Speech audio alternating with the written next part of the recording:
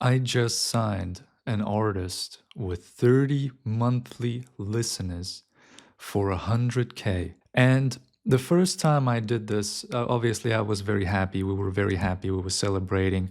We like opened a few, got some Hennessy and whatever. But I would have thought it was a fluke until a second one of my artists started getting tons of label offers when she had 32 monthly listeners. And this is crazy because when I originally hopped on this YouTube channel, when I originally started helping artists independently off label, because if you're new here, I was an artist development manager before on a label, and now I do this myself. But I started the community to help artists brand themselves well, really stand out in the market, and grow independently. That was kind of the goal. But now, 8 months later that I have been on YouTube, 5 out of the 23 artists in the group currently are getting signed. And the crazy thing is that labels don't even care about if their content is doing well. Like some of these people content is doing well, yeah. Some of these people are 100K monthly listeners, some are at like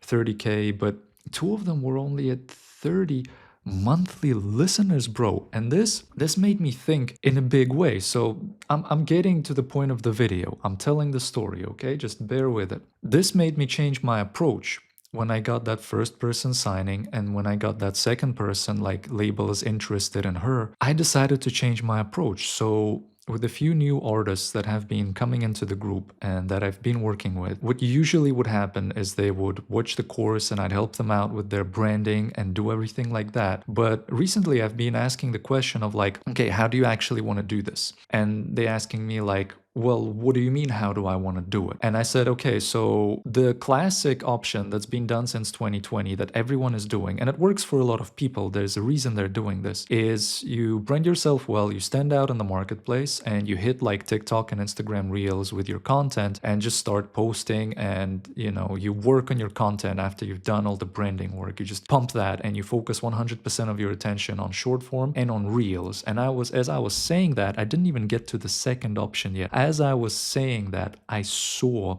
the light die in the artist's eyes. I literally watched their eyes fucking fade. They were still listening, but it's just, wasn't the same person in front of me anymore. And then I said, there is the other option. We will brand you well, we will package you well, we will make sure you stand out on the market, we'll do all the things, and then we'll record a project, we'll record an EP, potentially 1 or 2 music videos, and we'll start shopping you around to labels that are already talking to us, they're already showing interest in other people, and so we'll start shopping you around to labels, and we'll do it the old school way. We do a few songs, we test them out with a music video, we run some ads, we shop you around to label A&Rs ourselves. We don't wait for them to hit you up, we hit them up. And the artist just lit up. He was like, yeah, that, let's do that. And I was like, wow, because that also resonated within me. Back before Instagram and TikTok existed, the way to blow up, which is now considered the unsexy way, the thing people don't really do anymore, was to make music videos. The music video was the best and only really marketing material an independent artist could have. And then you could run like ads either to your Spotify or to your music video. And usually the music video ads, by actually building an artist universe and actually like showing people a cool ass creation that you made instead of just spamming the fucking dumbass reels and hoping they do well. That was the old school way. TikTok and reels are more efficient. They cost less on paper and they are bigger in potential. Like you could go viral much easier than you could go on YouTube. But that's the thing. Back in the day, people still went viral on YouTube. And even now, people still go viral on YouTube with the music video approach. So I completely flipped the script. I remember Dice, if you know Dice, he blew up on YouTube recently. And there was someone else, I can't think of an artist's name. Oh, Lyth. Lyth blew up on YouTube.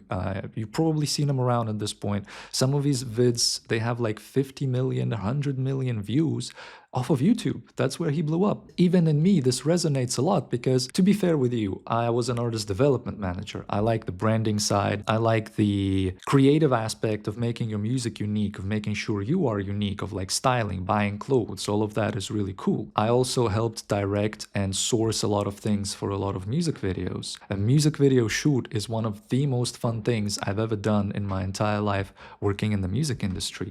And I know a lot of artists feel the same. So I thought, okay, let's flip the script. Let's just say fuck content. It's still good, but we won't focus on it, if that makes sense, right? I said fuck content.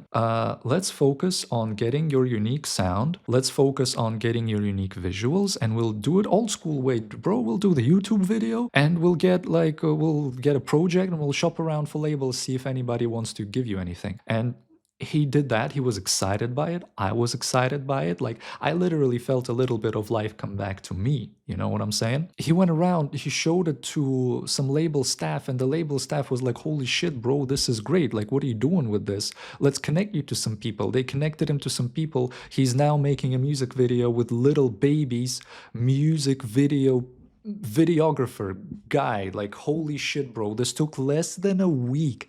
And the artist I'm talking about now, by the way, is Jaco. Shout out Jaco, doing really good work, brother. I decided I'd talk about this. And the other two people I've been talking about are Gonna Fly and Sanaya at the start of the video. It's all the same story with them, kinda. In a way, people are so bent on content, and people are so bent on making it work for good reason. It does work for a lot of people, but I know people just don't like it.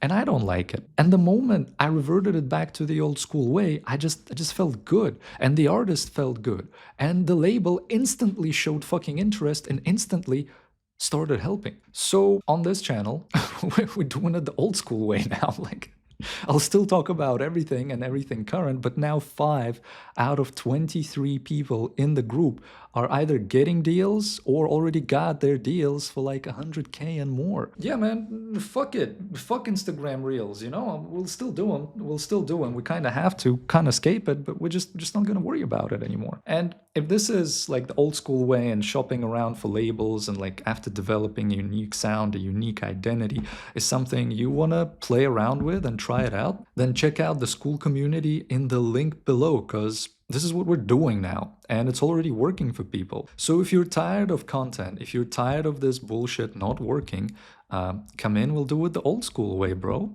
We'll make it work for you the way it was meant to be. And also watch these coming videos, because they will be packed full of success stories of these artists making it work without stressing about content or anything.